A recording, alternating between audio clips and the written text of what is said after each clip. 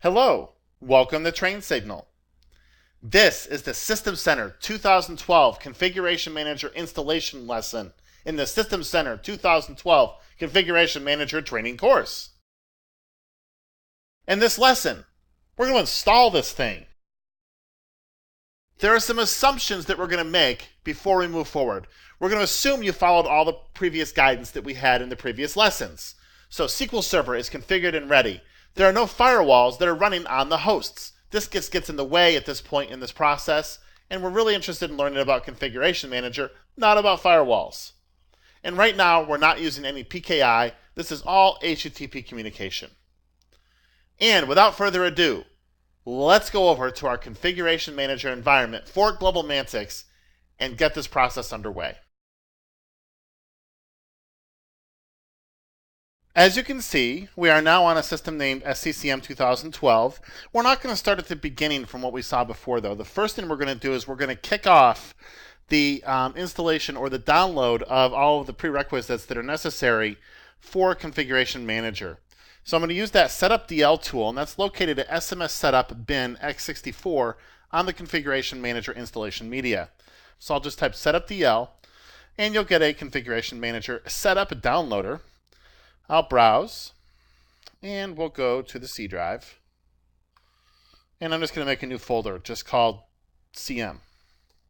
That'll be everything I need for Configuration Manager. And you'll see that it's going to download quite a lot of stuff. 41 files in total. But we won't let that get in the way. So I'm just going to minimize that. And the next step is to get the IIS role installed. So to do that, we're going to go to Server Manager.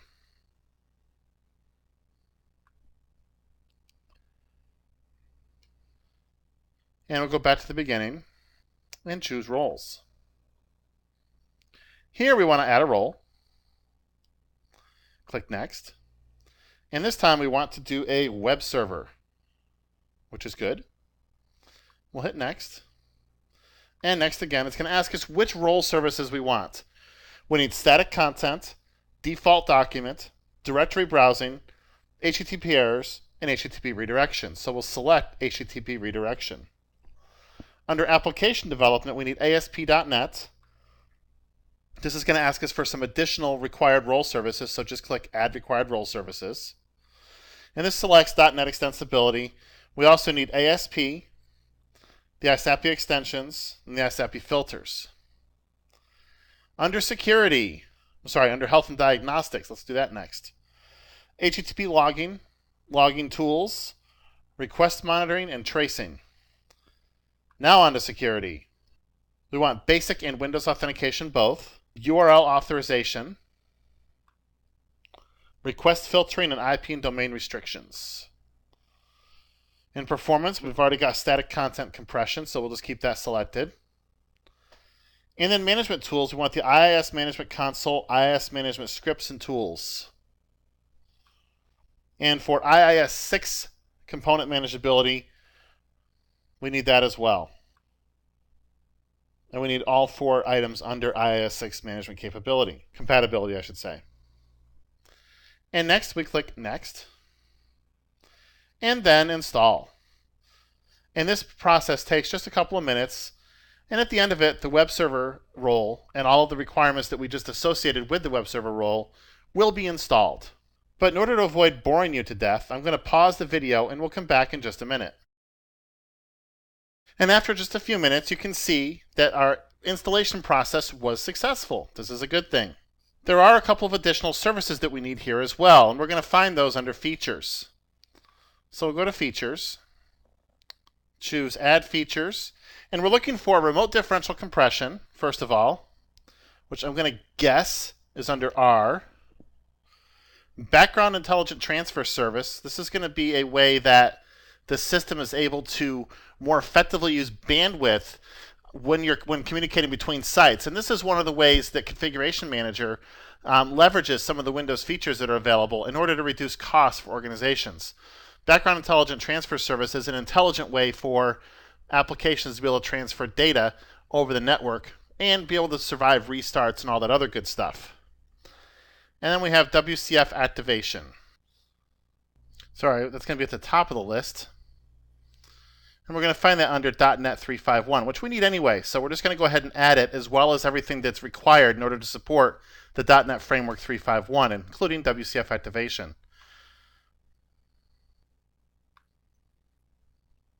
And once again, WCF activation is a set of protocols to make Configuration Manager more efficient. And click Install, and all of this stuff is now going to install, just like IIS did earlier. And as you can tell down here, we're still waiting for, oh, it's done, for some of our items to get installed. It was not done just a second ago. I'll just minimize that window. All that you see here is basically a log of everything that was downloaded. So if you see that there's any problems or anything like that, you can go through this information and see if there are any issues. You can see file hash check successful, and that's good. We want file hashes to be verified so we know we're downloading files that don't have malware in them. And this process for installing the rest of the prerequisites from the Server Manager should only take a few more seconds. And once again, we have full success, everything installed exactly as it's supposed to. So, things are going well on our journey to getting Configuration Manager up and running. Now, if you want to see what was downloaded as a part of that setupdl.exe tool, well, let's go to the CM folder that I created over here, and you're going to see a number of things, including .NET Framework 4.0, SQL Server Express, which is actually a pretty big download. We don't need it for our installation because we're using a separate SQL server, MSXML, and a number of other items. Now, I will tell you that I already have .NET Framework 4.0 installed, and I can show you that. But to install it on your own, you just simply double-click the installer. And that's right here. I also downloaded, separately, the Windows Server Update Services WSUS 3.0 Service Pack 2 Administrator Console. And I will tell you, I wish Microsoft would have a different name for that. This one you don't actually have to install unless you're going to use Configuration Manager to do updates. But we're going to be doing that later, so we'll just prep our server now.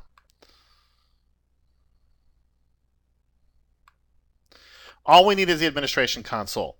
Right now, we don't even have to configure it. Later on, we'll point the administration console to a WSUS instance that we're going to install later. But for now, we just need the console. Microsoft Report Viewer 2008 redistributable. We'll get that later.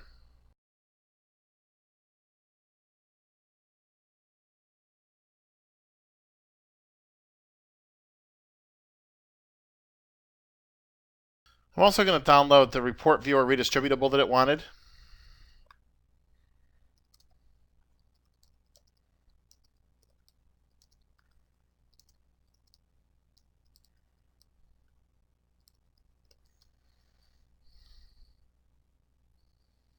Not that I can actually type.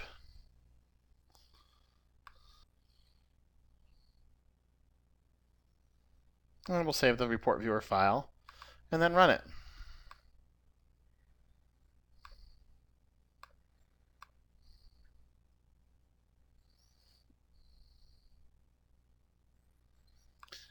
And again, that was just to support WSUS.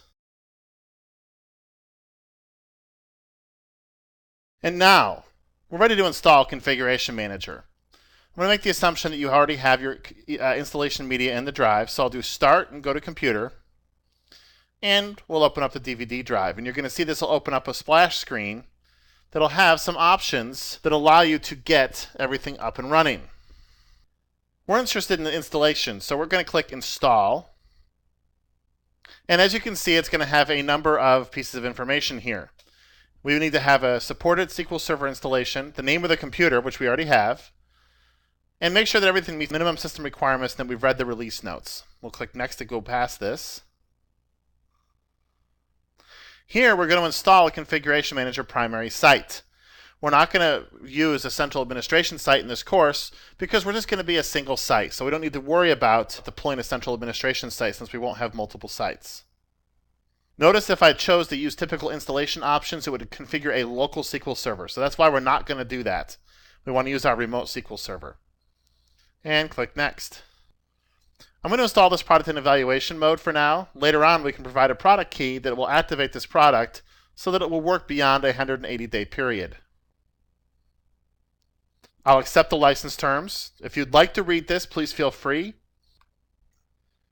And because there's other prerequisites that are going to be installed as a part of this process, we need to accept licenses ahead of time. Now, I'm sure that you believe me when I say that I've read these word for word before I click the check marks. So I have, and I'll just click next. Remember, we just got through doing this setup DL thing. Now, that was something we did ahead of time, but we didn't actually have to. We could have done it as a part of the installation. But now, the installation can go a little faster. So I'm going to point the installer to that CM folder that we created, and then click Next. We want to just use English. If you speak any of these other languages, you can go ahead and choose that, but for our server language purposes, English is just fine. So click Next to move on. And once again, for even mobile devices, you need to be able to, actually, this is, for clients, this is going to be English as well. So we'll just click Next. And notice down here you can do Enable All Languages for mobile device clients. Site code is going to be GM1. Site name is Global Mantics. Again, just like that was in older versions of Configuration Manager, the site code is going to be used to make sure that clients stay in their site, although there'll be boundaries and things we create later that actually further delineate where clients go. And we're going to use the default installation folder. One thing that's important, you can't change this after installation. This is it. Once it's set, it's set. And we want to install the Configuration Manager console. We're going to install the primary site as a standalone site. Remember, we do not have a central administration site in this course. This means that we're going to be limited, and that's something that's important to point out. This is it. We cannot later on join this to a central administration site.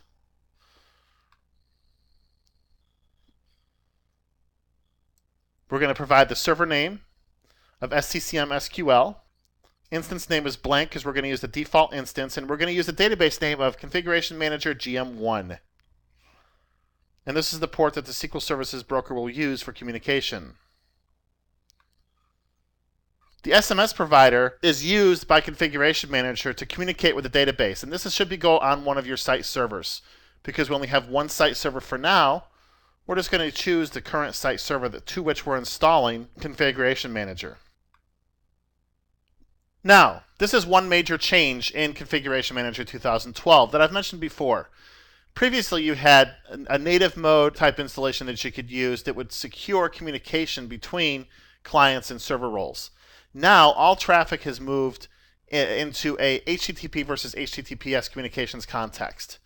For now, we're going to configure the communications method by role. But if clients have the capability, that is, they have the right certificates, then they'll be able to communicate with the role using HTTPS. Now, we have to have at a minimum a management point and a distribution point. And we're going to have this be an HTTP connection for now, as per what we saw before. So this is going to say that clients will communicate with these roles using HTTP. And we're going to use the site system that we're installing to as the place to install these points, the management point and the distribution point. I like to join the Customer Experience Improvement Program. This does provide information to Microsoft about how you use the software, but it also helps them gain an understanding for how the software is being used so they can make better enhancements to future versions. So I'll click Next. And now, this is where it all goes great or it goes poorly, and we hope it goes great. This is where you can review the settings that you've selected as a part of this process, and then click Next. And if all goes well, at the end of this, we're going to see lots of green, and we're going to see lots of status messages saying everything went great. At this point, it's doing a check for all of the prerequisites to make sure that everything is in place that needs to be in place. If it doesn't find something, it will use the downloaded files that we downloaded with setupdl to address the prerequisite issue. And you're going to see that we do have some warnings, and these aren't big deals. And let me just actually mention what these are. The security mode is recommended to be operated in only Windows authentication mode on the SQL Server, and this is for security purposes. SQL Server security can be weak and can be broken at times. However, I installed this in mixed mode. It doesn't matter from a pure operational perspective. So the fact is that my SQL Server is installed with Windows authentication enabled, so that's all we really need. I did not make any configuration changes to the SQL Server memory usage. So right now, SQL Server can use whatever it wants. And that could cause an out-of-memory issue way down the line. For now, not a big deal. And once again, there needs to be a reserved memory for SQL Server. That wasn't going to be necessary for this course, so we skipped that.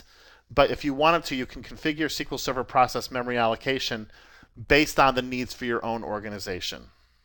Now, with the prerequisites, notice there were no errors. Everything went the way it was supposed to. We got the warnings we were supposed to. So we'll click to begin installation, and this is really where the rubber hits the road. At this point, I'm going to pause the video and come back when something interesting happens. And as you can see, we have success. There's lots of green check marks at the left-hand side of the window. And you can see that there were actually quite a few tasks that were undertaken with no errors and no warnings whatsoever throughout the process. This is the sign of a good installation. And it took about 27 minutes and 30 seconds or so. Let's make sure it really worked. If we go to the Start menu, All Programs, Microsoft System Center 2012, we should be able to get into the console with no issues. And there's the console. And that's that. In this lesson, we installed Configuration Manager. Thank you for listening, and I look forward to seeing you in the next lesson.